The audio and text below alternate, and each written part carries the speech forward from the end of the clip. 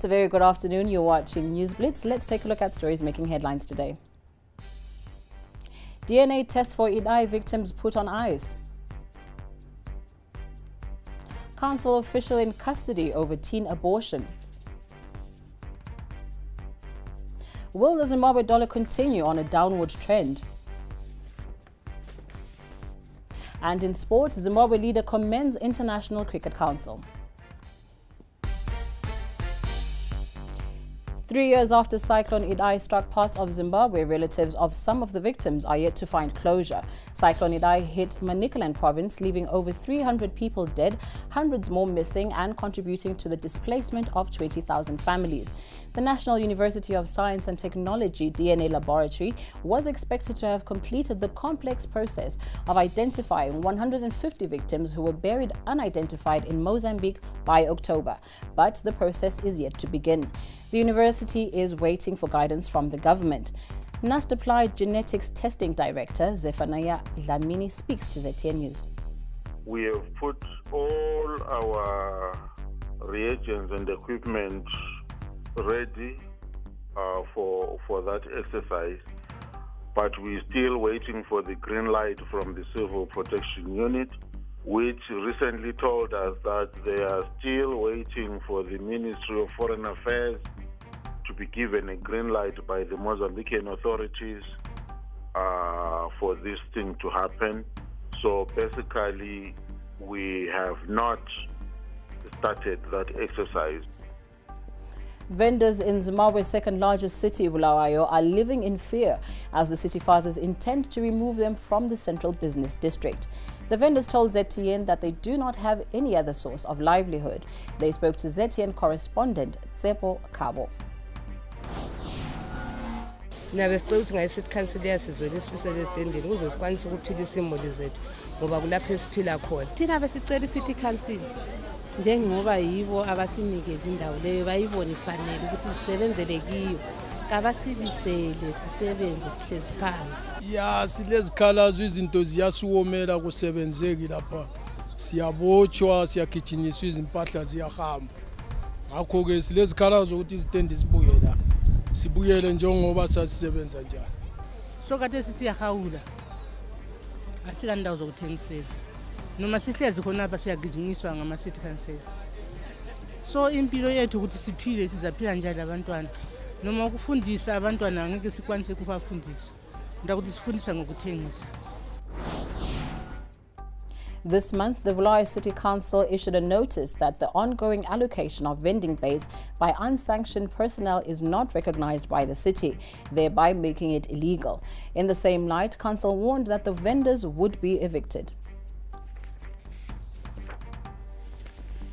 Zimbabwe must start manufacturing drugs locally. This will reduce the country's dependence on donors as well as reduce the import bill. At the moment, 93% of the country's drugs are purchased through donor funding.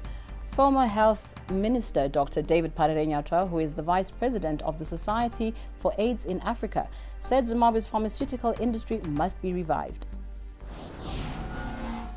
If you depend too much on external funding, then you are posing a security risk to your country. And you are acutely aware that 93% of our drugs are still purchased as part of the support from outside. And again, it's a security risk. That's why I think we need to make our own drugs here. A Midlands-based Zupco depot manager faces disciplinary action for clearing a bus to travel during curfew times. The bus was involved in a collision on Wednesday, November 17th, just after midnight, killing 9 people and injuring 31 others. Under the current COVID-19 restrictions, non-essential travel is prohibited between 10 p.m. and 5 a.m. Zupco Chief Executive Officer Evaristo Madangwa spoke to ZTN. Disciplinary action was taken kuna manager of the depot. It was not allowed. It appears someone is on the ground to check what really transpired. The Zimbabwe dollar has weakened by about 12.9% in the past 4 weeks of trading on the Reserve Bank of Zimbabwe foreign exchange auction. Last Tuesday, it eased 5.7% against the greenback to breach the $100 mark, closing in on the parallel market exchange rate. The local currency traded at 105 against the US dollar, up from $93.08 on October 19th this year. On the parallel market, the Zim dollar is trading at about $170 against the greenback. Our business correspondent Andy Hodges gives us insights on the Zimbabwean dollar's expected performance this week. The Zimbabwe dollar had remained stable at around 85 to 1 United States dollar for over a year, until in the last 4 weeks it appreciated by close to 13%. To hit a level last week of slightly over 105 to 1 United States dollar. Unfortunately, it however seems that the parallel market has moved in tandem, with reports indicating it is now trading at close to 200 to 1 United States dollar out there on the street. Market watchers believe that even at 105, the Zimbabwe dollar remains overvalued, and they anticipate continuing depreciation of the exchange rate. We watch today's auction with keen interest, and although no sharp exchange rate moves are expected, it is still anticipated that the exchange rate will depreciate further, if not today, at least in the near future. This could and maybe will have a ripple effect on prices of goods and services in Zimbabwe. So what happens to the official and to a degree the parallel exchange rate will affect you. We spoke to Confederation of Zimbabwe Retailers President Denford Mutashu, who said the Zimbabwe dollar is currently overvalued. He also said retailers will not hike the prices of basic commodities. The support that has been given to key sectors of the economy through the auction system by government is commendable. We need to do more to ensure that the auction system continues to receive a boost through consistent supply of foreign currency, while of course reducing the gap between the official exchange rate and the parallel market exchange rate. While we have seen the depreciation of the Zimbabwe dollar, it is of course a good omen to the manufacturers and of course the productive sector, as it increases and improves their competitive advantage as we of course look into exporting most of our commodities. We are also alive of the fact that the civil servants are already receiving their 18th check. And we have, of course, previously seen that sometimes business seem to take advantage by, of course, pricing their goods and services beyond the reach of many. Prices, if they have to move up, should actually be determined by normal dictates of the laws of demand and supply.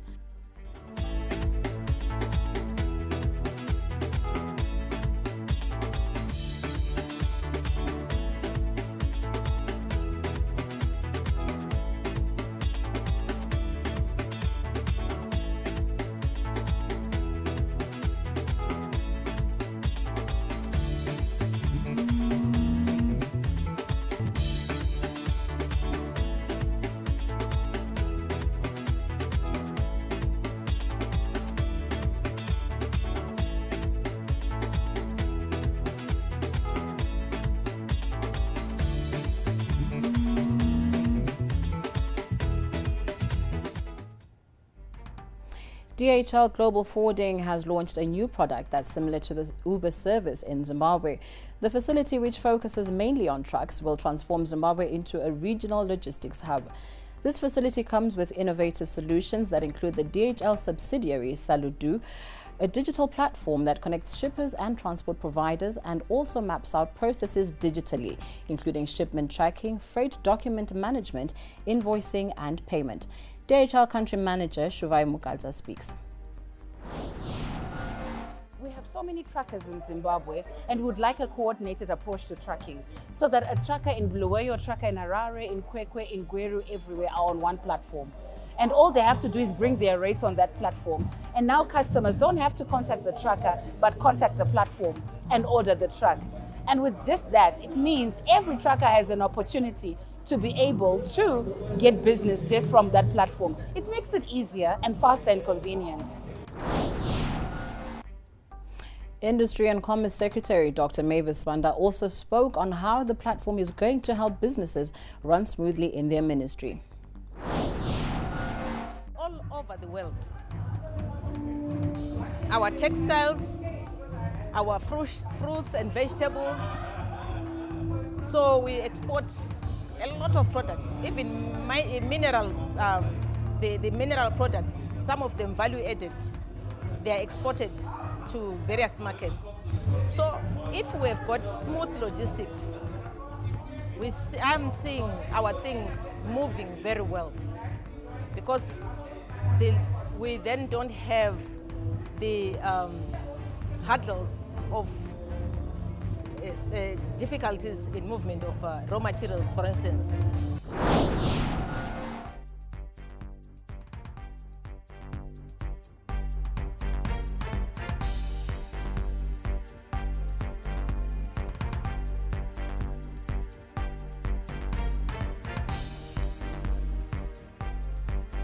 As Zimbabwe gears up to join the rest of the world in the campaign to end violence against women through the annual international campaign 16 Days of Activism Against Gender-Based Violence, which runs from November 25th to December 10th, statistics on the ground are shocking. According to the Deputy Speaker of Parliament, Gezi, cases of violence against women shot up by 200% during the COVID-19 era. She also noted that this is happening despite the country having a number of laws set to reduce such cases. However, despite the existence of progressive laws, cases of GBV continue to increase. The country is the epicenter of some of the most brutal cases of violence against women and children. In fact, cases of gender-based violence rose sharply in 2020 during the COVID-19 lockdown. 5,507 GBV cases were reported through the National GBV hotline, a 200% increase compared with the same period of time in 2019, when 1,930 GBV cases were reported through the hotline. Gender Advocacy and Communications Officer at Musasa Project, Rotina Musara, speaks. For Musasa, and I believe for Swala as well, we had a sharp increase on our toll-free lines of women calling, and in 2019 we recorded slightly above 20,000 cases, and in 2020 we recorded 40,000 cases. And as it stands, by August this year we had recorded around 25,896 cases, despite the lockdowns in it and the relaxation thereof. Again, we saw an increase in sexual violence, increasing to as much as 64%, where girls, especially the young girls, were also affected. And again, it's because of the patriarchal society that we're in. Meanwhile, Zimbabwe Women Lawyers Association Director Abigail Matrai noted that due to the lockdown restrictions, which saw courts being closed, many victims couldn't get assistance. Then from a perspective of the cases that hadn't even gotten into the justice system, you find that the challenge that women in particular were facing was the failure to access the courts themselves. And this was a major predicament. So we had the increase of cases that have been confirmed by my other colleagues. But when you want to come and say the cases that were presented in courts, we had limited numbers, given that the courts themselves were closed. Such occurrences did not only rise in Zimbabwe, but globally too. UNDP resident representative Madalena Monoja speaks. Global statistics on gender-based violence reflect that about 2.242 million women and girls aged 15 to 49 have been subjected to sexual and/or physical violence perpetrated by intimate partner in the previous month before the COVID-19 started. COVID-19 pandemic has further increased prevalence of GBV the world over, and indeed in Zimbabwe. The necessary COVID-19 lockdown restrictions trapped many women and girls in abusive situations at their homes, with limited access to critical health, legal, psychosocial, and other services. With less than 2 days before the annual 16 Days campaign against gender-based violence, it's time to take stock if this campaign is changing attitudes. What are some of the causes of GBV and how can they be addressed? Our correspondent Owen Kaura explores the link between gender-based violence and mental health. The final incident for me, that was the trigger where I knew beyond reasonable doubt that I could not be with this man for the rest of my life, involved with children. It was a high car pursuit. Literally, what you see in my Not many people are able to stand up and share their story of surviving gender-based violence. Some have been maimed, others are dead. According to the United Nations Population Fund, in Zimbabwe, about 1 in 3 women aged 15 to 49 have experienced physical violence, and about 1 in 4 women have experienced sexual violence since the age of 15. Christine Gumunyu-Mangena is one of those who have survived gender-based violence. But what are the causes of this violence? Christine believes mental health issues play a big role in perpetuating gender-based violence. You know, you read a lot of stories of people who say, oh, she's so evil, she stabbed her kids, or she burnt the house down. All of those issues stem from the fact that mental health is not something that is acknowledged. Can you imagine taking a situation where you're married for 15 years and you have 4 children? Everything that you've ever invested in, everything you've ever prayed for, imagined, is completely ripped apart. But what do the experts say about GBV and mental health? Clinical psychologist Dr. Lazarus Kajau explains.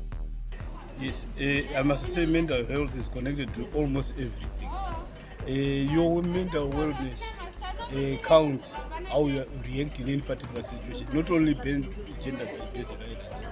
Because if somebody is unhealthy mentally, that means they cannot control themselves. These people, they are angry. Why? Because they are in a crisis and they don't know how to resolve their situation. And as a result, they reflect their anger through gender-based violence. Religion is a part of our daily lives. Some say if one slaps you on the cheek, turn the other cheek and let them slap you again. Is this how it should be? Chaplain Christine Piri explains. Let love be from the heart. Tidanane mukutambura kwedu, tidanane mukushaya kwedu. Uye kana tikaona kuti tanetsana kusvika pakuti hazvichaiti zvaakuthreatena life. Macheso akaimba, sorry kuti ndiri munhu waMwari, but akaimba kuti chero wandisiya ndiri mupenyu. So what is the solution to GBV? The value of educating our girl child cannot be emphasized enough. People call me lucky, or people assume maybe it's because of my parents or my background why it was so easy for me to leave. But what people fail to acknowledge is it was easy for me to leave per se because I myself as an individual had skills, had created the connections, and had the drive. Mukushaiwa kwedu, mukuwana kwedu, ngatikoshese iwanano dzedu, tichiziva kuti mumwe nemumwe mumarriage akakosha naika. The solution I think is to focus more on mental health for everybody, not only ladies alone, but men as well. Because I feel men are also neglected. We are more worried about the victim instead of the so-called perpetrator, who in my eyes is the victim. For ZTN News, I am Owen Kaura. A 45-year-old Glenview man has appeared in court for allegedly terminating the pregnancy of a 14-year-old girl. Investigators heard that in November this year, the man who is employed by Harare City Council's health department received a call from the complainant on the pretext that she wanted to abort her pregnancy. The accused took the complainant to a house in Harare, where he inserted 3 pills into her private parts, and the complainant went home. The complainant later started bleeding after a few hours, and on November 19th, the complainant collapsed and was taken to hospital. Harare Magistrate Dennis Mangosi remanded him in custody to November 24th for bail application. Afrofusion star Mbewu yesterday released his fourth studio album, Manera. Mbewu worked with 4 different producers, which gave the album a unique sound, coupled with features from Jar Praiser and Glenn Washington, a Jamaican reggae artist. Team Mbewu released the album virtually with a countrywide tour to promote the album coming up over the festive season. Mbewu hadn't released an album in 2 years. He, however, maintained a presence in the industry, dropping singles like the mega hit Noringa Imi featuring Mambo Duterere, which now has over 1 million views on YouTube. Mbewu took time to thank his fans who have continued to support him over the years. Yeah, the album is an Afrofusion album. It has a mixture of the sound. You've got reggae, you've got conscious, you've got jazz, you've got traditional, you know.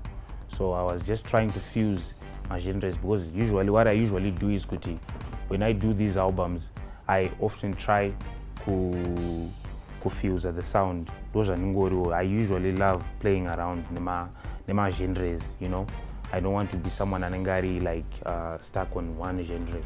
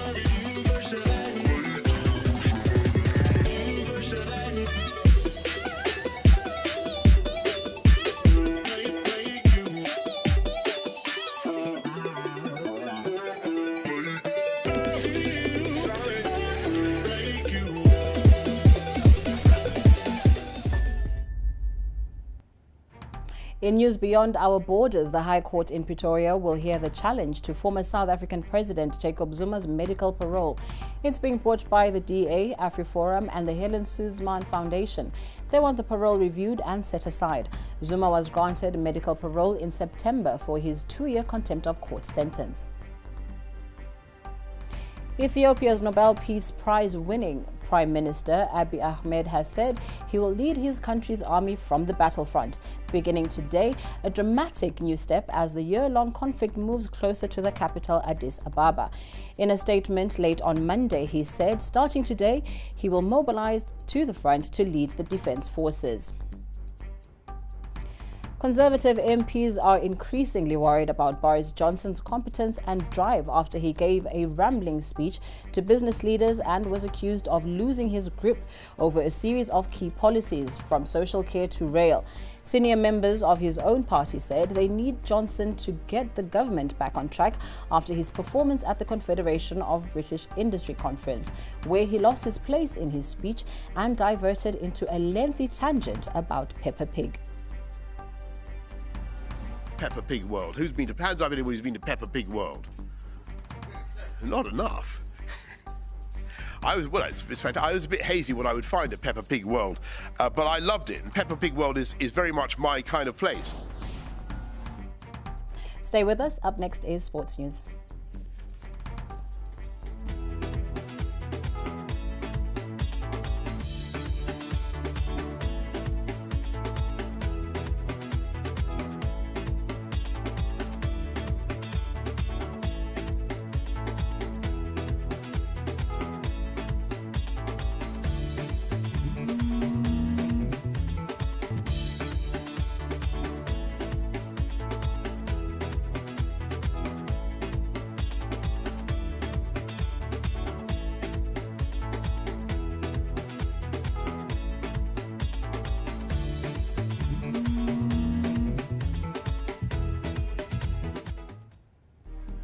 Zimbabwean President Emmerson Mnangagwa yesterday hailed the International Cricket Council for choosing Zimbabwe as the host for the ongoing ICC Women's World Cup qualifiers.